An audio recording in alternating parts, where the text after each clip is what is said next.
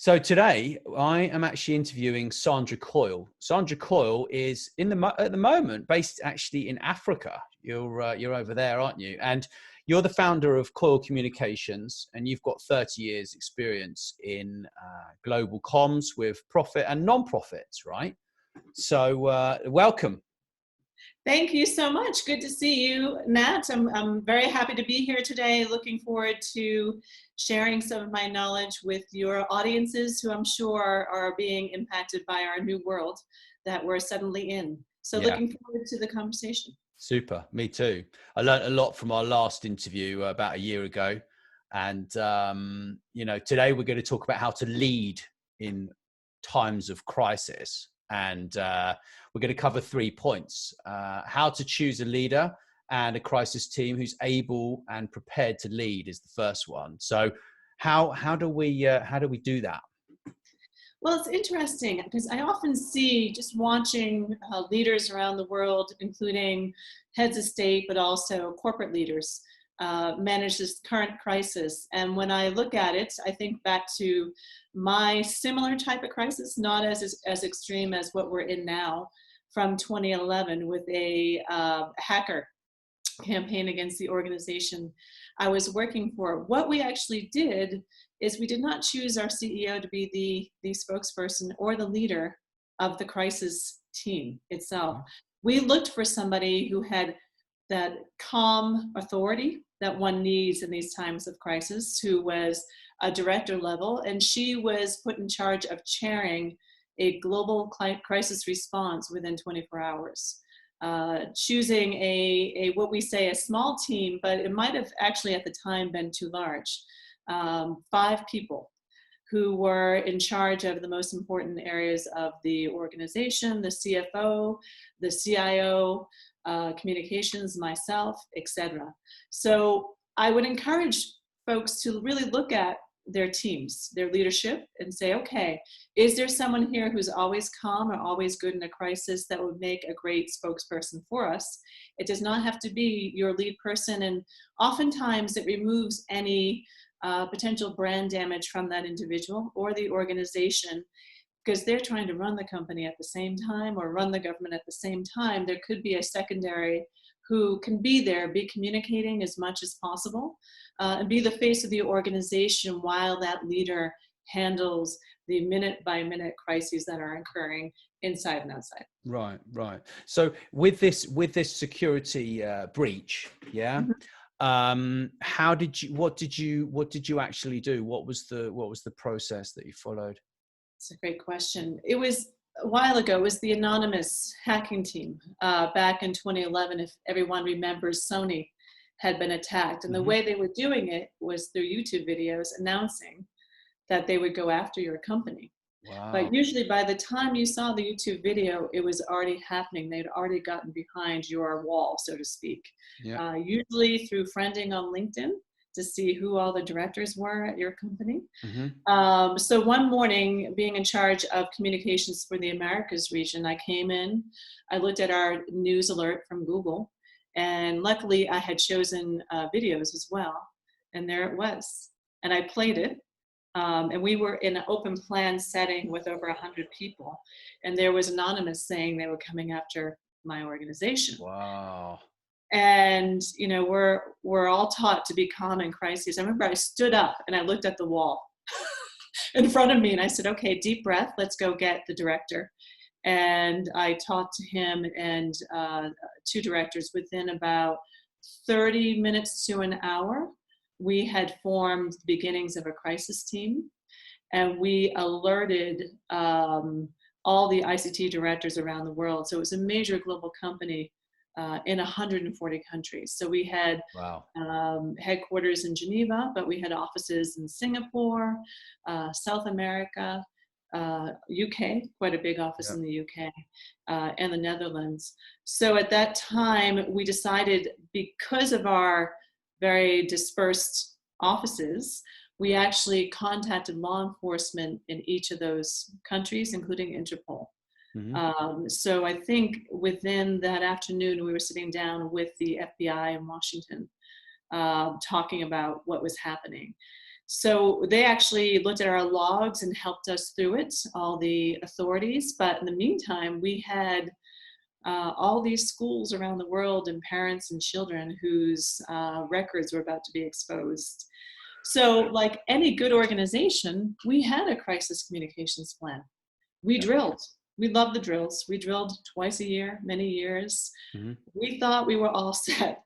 But what we had to do immediately, we looked at it and we threw it out because it was a completely new situation.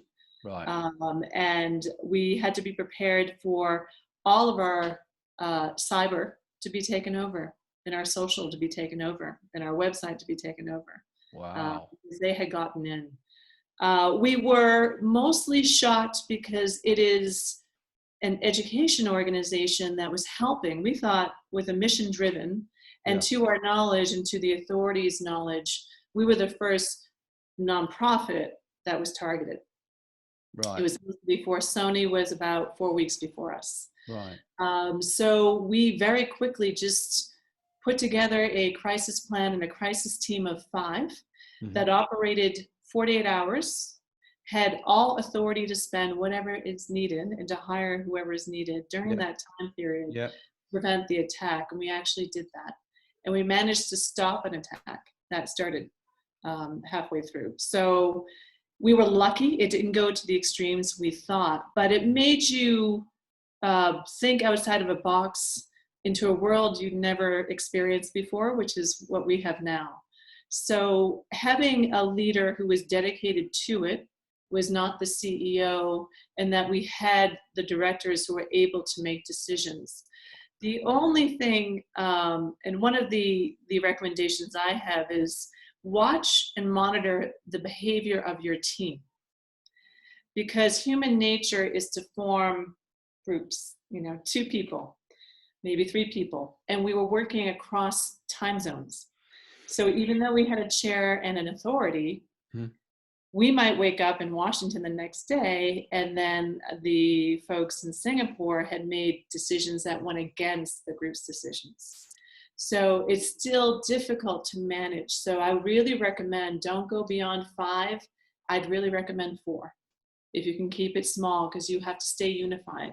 So there's always that push and pull of different factions within that group. And you have to ensure everyone stays unified behind a plan, takes their activities seriously and actually executes them quickly, and will always follow the designated leader. Of course. So when you're talking about a unified plan, you're talking about the communications. You're not talking about fixing a cybersecurity breach, are you? You're talking about comms, yeah? It's actually all of it. Right. So that's what I thought. Has the comms plan, you have the cyber plan as well, the IT division working with the authorities. You have also the legal team. Yes, of course. Team on there as well. And we had the chair, if I remember right. So comms, of course, was the main focus in the beginning to inform staff immediately and keep our stakeholders informed as we went, while doing the one thing that is needed during a time of crisis, reassuring. So having the vision and plan for the future, but also giving the reality of what potentially could happen. And we need to do that with all the heads of schools around the world in multiple languages very quickly. So they understood that, A, we were on top of it. We understood the ramifications, but we were taking action. Our hope was this would be the end result, but this is what could happen. But don't worry, we are here and you can communicate with us anytime. We will keep communicating with you throughout this. So it's okay not to have an answer. I think what we see now is that people want reassurance, so you can give the vision and plan for the future, but at the same time being truthful about what potentially can happen, is happening, telling the truth, but reassuring is really an important aspect of crisis communications. And I think a lot back, being American, to President Roosevelt during the 30s, our 32nd president.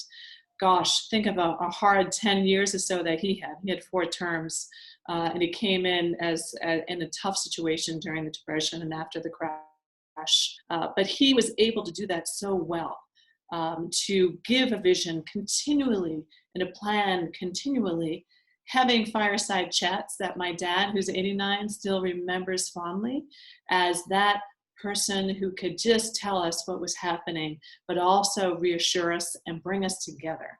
Right. You know, saw that today in the UK with the clapping that started with the With the Royal Children. NHS last night, yeah. And that was really fantastic, bringing people together. So extreme difficulties and realities, I think they have to be faced, and I think people want to hear that, but also to bring us forward into a vision and a plan. And he would always say, look, we have to try things. We have to make mistakes, but we have to innovate forward. And that's what he did with his plans, but also during the war years and throughout. So I think talking to friends and colleagues around the world, I think part of that has been missing. Right. Overall, that reality of the situation, mostly because many leaders don't know what's happening, but how we can possibly, what the new future is. And maybe that's a positive future. Maybe there's some changes here that we're all taking on board, working from home, talking virtually with people we haven't connected with for a while. It's bringing communities together in a certain way. So we can look at some of the positives that might come out of such hard times. Right. Itself. That fits in beautifully to my next question. Yeah.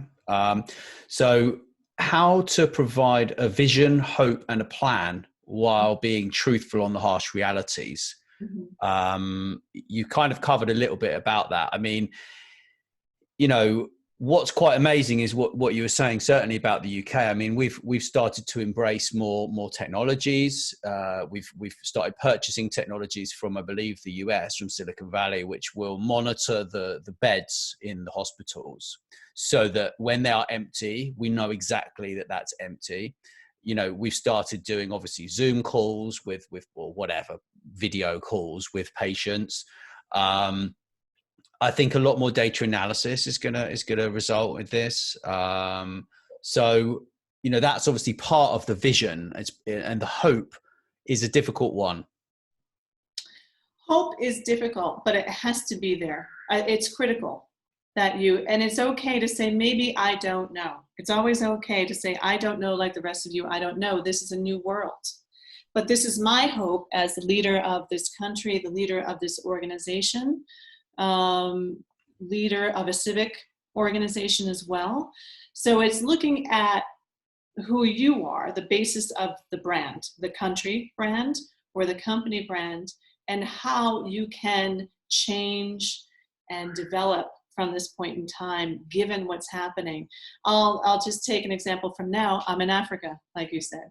I've been working with African organizations for the past 4 years, and this was really new, working from home and using Zoom and Teams across the continent, working with colleagues in Zimbabwe and South Africa and elsewhere. Here, you know, it took a while for us to grab this new technology because things were a bit more conservative. Right.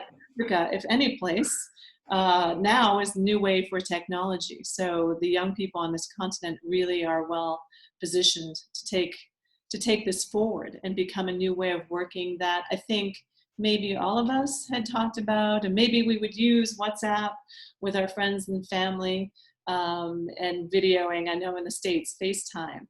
But now it's a new way of communicating, and I'm finding that personally myself, and I'm sure with your audience it's the same thing. I am reconnecting with people I haven't seen and talked to in 10 or 20 years all around the world since Monday. So I think technology really has shown its power in communications, right? And helping brands. So I think this may permanently change the way we've been using it. Yeah.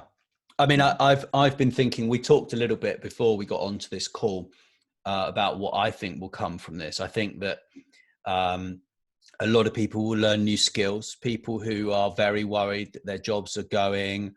I think that there will be a lot of good things coming from this. People are learning new skills, they're learning new hobbies, they are thinking about their careers, perhaps changing their businesses very quickly. You know, unfortunately though, there are a lot of people who are paralyzed, who can't actually do anything. And that's what I'm trying to instill, is a bit of hope to those people, which, you know, throughout all of the episodes that I do, I try to add as much value from speaking with people like yourself, and, you know, bringing that positivity to others is kind of, it's absolutely crucial to all communications, right? If you write a book, you want that to have some sort of hope. I mean, without the hope in a book, you get what, a chapter in and you're like, what is this, like, why am I reading this book? Like, what's the point of this book? Yeah. And I got taught how to write the outline of a book by a New York Times 6 times best-selling author, Brian Eisenberg. Absolutely wonderful chap, really great guy, based in Austin, Texas, from New York. He's lovely, and he taught me about that. And having the hope is one of those things that, I mean, obviously you've got to have the valuable nuts and bolts, yeah, in a book, right? If you're writing a business book, yeah. But having that hope is just it's so important, yeah. Otherwise it's like, well, what's the point of me listening to, if you're not going to deliver something that is going to make me aspire to a new thing or a new way of feeling, then why am I investing time in reading or watching this, you know? Absolutely. And I think it goes back to the fear issue. Don't let fear overtake you. We've all been on this earth for a while. We've all had peaks and valleys. I've had quite a few, been here a few decades. Me too. Look back to that and say, you know, in those times when you were just so worried and running things over and over in your mind and talking to your friends and family and thinking, gosh, I'm not going to make it. How am I going to make it in 6 months, a year? Well, look back. Boy, I'm sure you made it, and I'm sure you exceeded what you thought you could do. So always hold hope in your heart. Look at yourself. Look at what you've done. Even if you're, 15 or 20, you've probably gone through something. Look back at that. You're going to be okay. Always believe in yourself. You can change things around. So we all have peaks and valleys. And I wrote a message to my niece who's in the film industry, and they closed down in New York, and her career is going well. And I wrote her a note this morning saying, you're going to go very far. Mm-hmm. It's just sometimes the external world will throw things at you and overwhelm you. But try not to be overwhelmed. Try to manage the messages that are coming towards you. Maybe don't read the news as much. I mentioned when we were talking that there's this wonderful woman in Paris who's a French teacher, and she's doing live Instagram in the evenings at the same time, and she's reading French literature and poetry, which is helping us all and bringing us all together in the comments, and I'm loving it. To me, it is that fireside chat. She's giving us hope, and she's talking about the beauty of words and literature and how much that means to her, but also it gives us hope in what she's reading. Right. So always have hope. Have that belief in your heart. Things will change. They always change. Right. So that hope can be obviously multidimensional. So it can be, we hope we're going to help our clients to come out of this business problem. We hope we're going to help humanity. We hope we're going to help, there can be multi dimensions, right, to that. Yeah. Absolutely. And with companies, hopefully your audience has looked at scenario analysis, where you try to predict the future. There's some great futurists in the UK and elsewhere who write about this and try to predict the future. But this is a time to definitely manage this crisis now. But look, 6 months, a year, 2 years, 5 years down the road, this is going to teach such valuable lessons, right? Yeah. In every way. The key is, don't forget this after it happened. Apply those lessons. Always go back to those lessons. I think it's human nature just to put it behind us. Yeah. But see what you learned as a company from this. How can you improve your business operations, right? How can you improve your communications with your stakeholders, your brand positioning, etc. Yeah. So, or new markets that may have come available given the crisis. So always look towards the future. Be mindful of now, but learn the lessons and don't forget those lessons. I think that's key as well. Yeah, yeah. So on to the next question. How to throw out your well-prepared crisis plan and address the evolving crisis at hand. I mean, I know you've talked a little bit about that, but can you sort of expand a little bit on that, please? Sure. I think with my example before, you may, and I think it's happened to quite a few people who are listening today and watching, that you did look at it and you thought, well, this is not going to apply. And we have to work very, very, very fast and use our wits and our instinct as a team. So I literally took it and threw it in the wastebasket at the time and wanted to the director's office and drafted up a one-page plan, given what we knew about hackers and what was potentially going to happen. Was it tested? No. Was it 100% accurate? No. Was it right for our brand? As much as we can make it.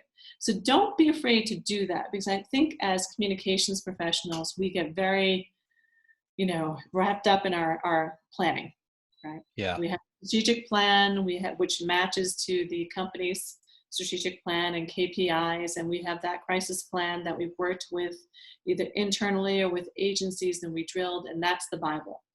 Yeah. Well, no. Oftentimes, crises hit you when you least expect it, from where you're not expecting it, and it's not how you expected it.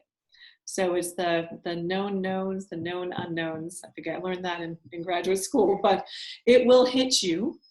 You need to be able to work on your feet and not be so obsessed with that plan. So I think flexibility is needed.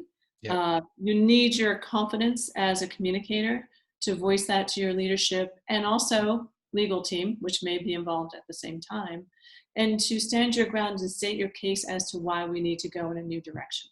Yeah. So I don't be afraid to do that. I have to say I've handled quite a few crises in my career.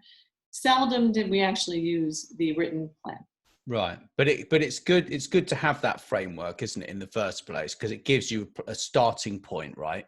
Absolutely. And if you drill, it's in people's minds that this is a possibility. Yeah. But when you drill, you need to tell your leaders, it may not fall into these categories. It could be something totally separate or different from what we're used to handling, and something we don't expect. So that element of surprise doesn't put them into a state of shock where they can't respond. Right? For a while, they're still trying to process what's happening. You do want to reduce that amount of time. There will be an element of shock. I had it during that hacking crisis, but I didn't let it go very long. I took action as fast as I could and moved forward. Was I scared? You bet. Absolutely. Everyone was. Working in a team, we were able to rely on each other, counter our ideas, test our ideas together to ensure that what we were doing is right for the brand itself. Yeah. And then it has to fit into the brand's general style of communication in the interim. Yeah. Mm-hmm. Yes. And that's a great point, because I think going back to choose your leader is very important, because you need that calm, stable individual. I did have a CEO once who wanted to go out with a press release that was just not appropriate after an alleged allegation that came up. So you really have to make sure that you have that stable individual who will stay with the style of communication and not get it so emotional that they're just attacking across the board and using aggressive attacking language. You don't want to do that. You have to be seen as being calm, stable, thoughtful with your vision and your plan, and able to communicate that while talking about the realities. Yeah. I think a lot of people, when you're afraid and you're in crisis, you want to go. But you have to be a bit more mindful in that, and have a leader who is also mindful that you can work with. It's bad and it's hard for a communications professional when you don't have that around you. They spend a lot of energy trying to defend a certain way of going forward. Yeah, it's not an easy time for anyone. I mean, when you've got that problem that's occurred, if you don't behave in the right way, then obviously you're not supposed to be leading that particular conversation. Yeah, but you need to be running the business. I mean, that's what a CEO does. So, just because you're a CEO doesn't mean you need to run the crisis communications? You could potentially introduce it if you were briefed properly, right? What our director general had done, he appointed a chairperson to run the team, who was a director who was so calm, very experienced. Had she ever run a crisis team? No. But she was a great spokesperson. She could dedicate 24/7 for 2 days. We made an end date to that crisis team of 48 hours.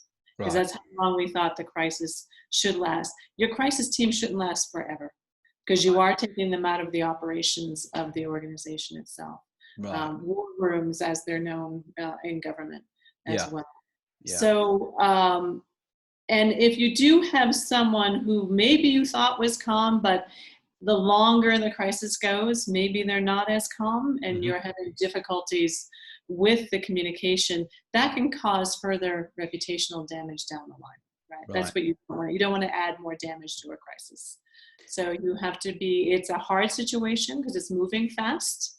So you need to ensure that you are looking at, like you said, ensuring it's the same style of communication coming from that brand. Yeah, it's very difficult for a lot of people. I mean, I know a lot of companies that have been put on high alert, I mean, big technology vendors, security companies, and they've been stopped and just said, you can't actually get involved with this. You need to step back a little bit and we carry on with business day to day, and we're going to just reform and we're going to make a plan and then we're going to go forwards. Yeah. So it's a very difficult time when you're actually in this crisis. I mean, we're in a global crisis, right? But like, as far as like security hacking, I mean, how. So to start with, you would put out a very quick press release, wouldn't you? That would just say, we've had a problem. We're notifying all of the people affected. We are taking this seriously. And then what? You do, but I think companies need to remember, first, you need to let your people know, right? Because it may not be a known thing among internally. Because they're going to communicate, and they also may be called by journalists. Right. Or contacted through their social media, because they'll start doing a LinkedIn search to see who's working at that company. I need a comment, right? Yeah. You need to kind of close the wagons and make sure everyone is aware internally, and ask them to please run any requests through that comms team. Who's the designated spokesperson? Who's managing that situation for the spokesperson? Yeah. So that's immediate. From there, you work on a statement usually. And what is important for communications professionals, they may have really good relationships with key journalists that they can place a statement with. Of course. Hopefully in the right publications for where their focus is. Yep. So they can lead out with it, and then they can also push that out more broadly. Some brands may not want to do that right away. They may want to just work with the journalists they know to get the message out for them, and keep back a little bit, and try to manage the dissemination going out, depending on what the situation is. And then from there, of course, your customers, and that would get to customers, but whatever channel you're using for customers, they need to know before it gets public as well. So internal customer statement goes out. You can do it in a controlled manner. You can do it in a broad manner. If you do it broad, it's going to be more difficult to control, right? What do you mean by broad? Unfocused? Releasing, like you said, putting out a release right away. Right. What we did is we actually notified the journalists we worked with. And we made sure we already had those relationships built, right, over time for just that purpose. And that was one aspect of the crisis plan we kept. You always need to ensure that you have those relationships where you can just call them, and it might be midnight. I always say it's 5 p.m. on a Friday when these things happen. Right? Oh, yeah. You can call them and say, I know you're with your family, you're about to go to dinner, but we've got a problem here. I have a statement. Can you please release it? And they will, if you have that relationship with the journalist. So, yeah, as long as you write that statement first, right? I mean, absolutely. And that's pretty quick. Usually, in my experience, it may be different from other people. Usually the communications individual will write that pretty quickly and give that to leadership. You have a sit down with them, you wordsmith it together. You've got to be quick with it. First, however, is the staff, the customers, then the outside statement, and they build on each other. So for the staff, You may want to tell them different things, right? More detailed information about exactly what happened, who's in charge internally, where do they go for information, how do they handle talking to their families and others about it. So that would be specific. Customers, you really need to reassure them that you're on top of it. Yeah. Right? These are the steps we're taking. Outside statement reassuring that the organization is aware, these are the steps we're taking. And we will follow up in a certain amount of time, Right. and you better follow up. So some people will do a press conference depending on the crisis itself. You've definitely seen the leaders who have had to deal with this very difficult situation doing that on a continual basis. So you may want to follow up on that with a statement with a press conference if warranted, depending on what the crisis is. Be careful though, because if it is about conduct or an individual, you don't want to have that. You might want to manage that press conference differently and put someone up front. So you have to look at the elements of the crisis and think of how you want to handle it. And keep it managed as best you can. Crises are crises. Oftentimes they can't be very well managed, but try to do the best you can to prevent future brand damage down the line that you're trying to fix for a long time. Well, that's exactly what I was talking about the other day, about how if you don't know how to communicate, you need to stop and actually take a step back and make a plan, of like what's acceptable to talk about. How can you encourage people to have some hope in their lives? Because right now, yes, we're talking about this virus that's throughout the world, but it's very, very related to a normal crisis that happens within a business and within a community, right? It is. There's elements of crises that you'll see across the board. So one of the aspects I would encourage communications professionals to look at is definitely social media. You have your social champions, right? So have them carry that hope for you and enlist them in helping you as a brand itself. They're supporters. You do need to know who your champions out there. Most of them do. There's such great data analytics platforms nowadays that we didn't have 10 years ago that enable communications professionals to know who their champions are, who are the influencers who align with their brand to help take that message across. And it's if you look at just what happened, I think earlier this week in the States, where I think it was the Attorney General asked Kylie Jenner to put up a post and encourage young people to take the virus seriously. So he knew who was out there with all the followers and who had that market. Yeah. And actually asked her to do that, and she did.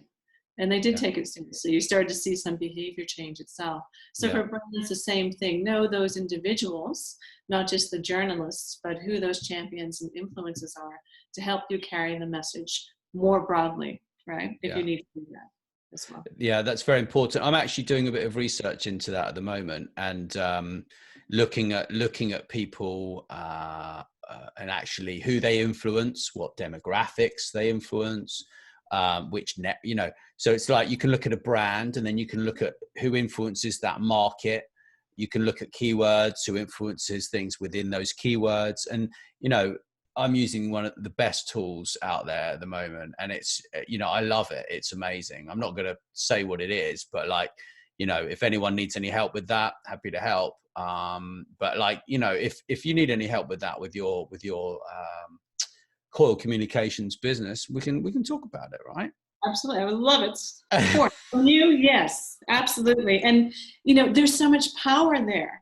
The ease of information at your fingertips with these platforms and databases. Gosh, I wish that I had that back in the 2000s when we were facing a lot of these issues. They were just coming up then, but now it does so much work for you. It makes it very easy and very quick, which is what you need in a crisis to have that information. So technology has been great, right? It's helped us actually get the analytics and the data we need to make informed, smart decisions to formulate that vision and plan down the road. Yeah, very much so. And also it means that you can actually extract that audience and then advertise in front of it. So that the demographics are right and everything. And that, that's quite important to really target the right people. I mean, mainly we do business to business influencer marketing. So we kind of get that, right? But like, you're basically talking about creating some content that needs sharing very quickly. Yeah. So, what I think around that myself is probably quite similar to your opinion. It needs to be really, really on point.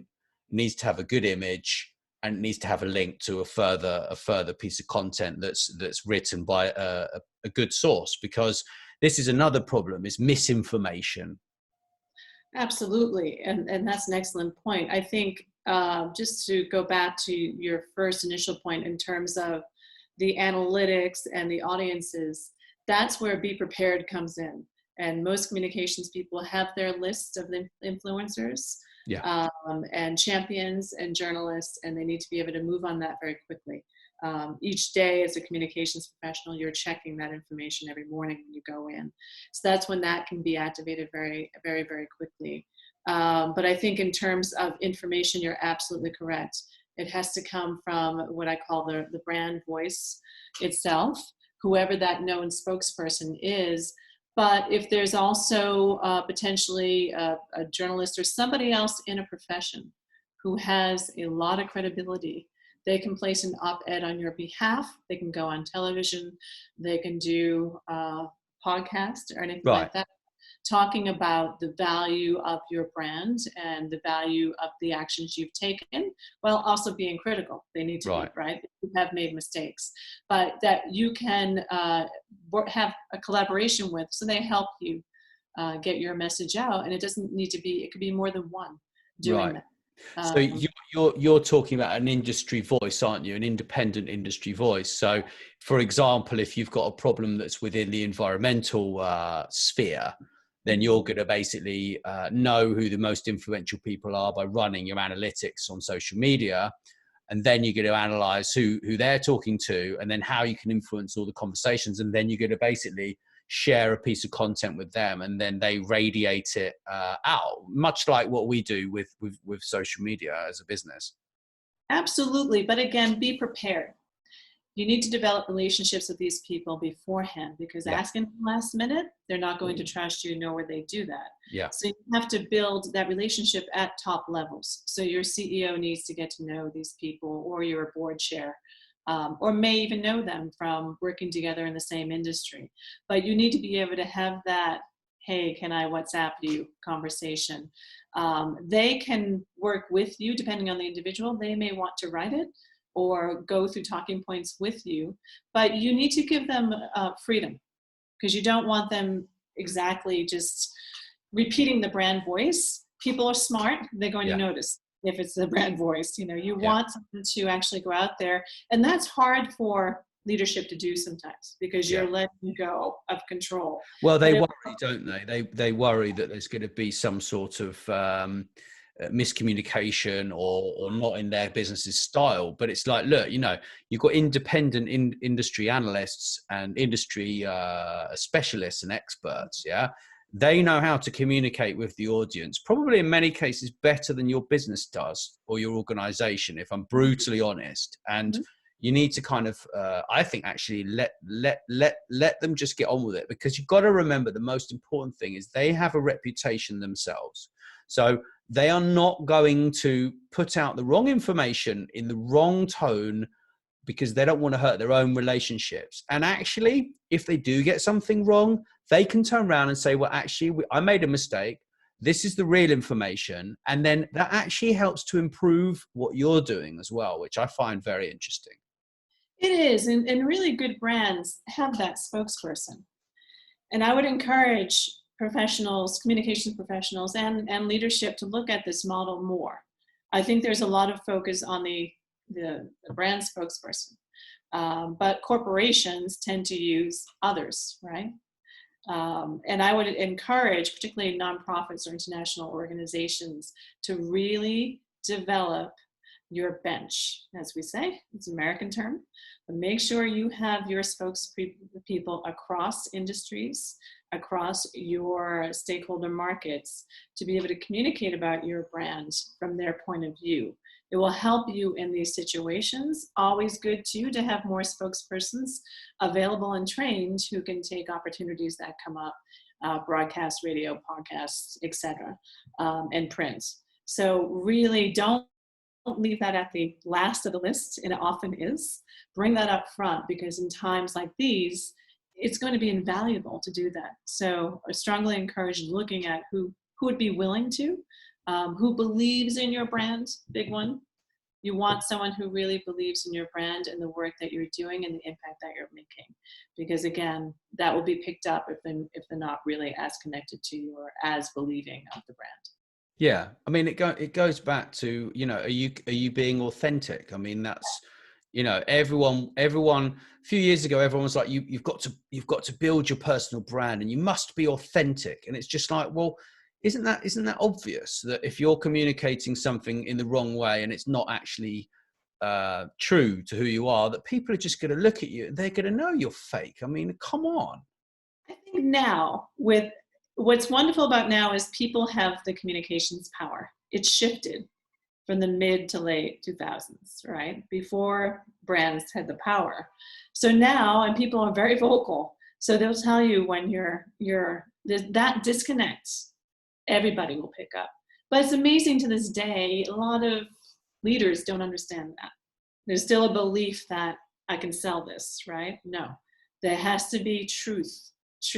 So back to what we talked about earlier, truth about reality of what's happening, a vision, hope, plan. But people are smart. People control communications now. They have a voice, and brands need to respect that. Very much so. Yeah. Well, thank you. It's been absolutely brilliant. I think that's the perfect time to end. You just summed it all up, really. Is there anything you'd like to sort of add? Well, I just want to add, I think my hope is that this advice will help people. If they want to reach out to me, they can, but also to give all the leaders of companies, governments everywhere, from small towns on up, really just kudos for hanging in there. It is a tough job. I know we've all been critical, but being in those shoes during a crisis is difficult for anybody, and I just applaud them for their hard work over the past months, really. Yeah, very much so. And let's hope we get through this quickly, but not too quick, so that everyone has major problems. Yeah, because if we can slow it down, we're going to have a safer ride through, right? I mean, that's kind of what we're looking at, isn't it?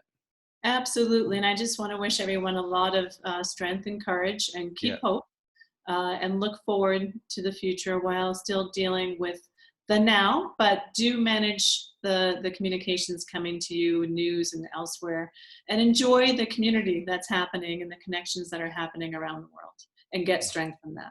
Yeah. And keep listening, because that's what it's all based upon, isn't it? Listen to the Influential Visions podcast as much as you can. Don't worry. I'm trying. People know that, I think. That's great. Well, thank you so much. It's been so much fun. Really great to be back. Thank you.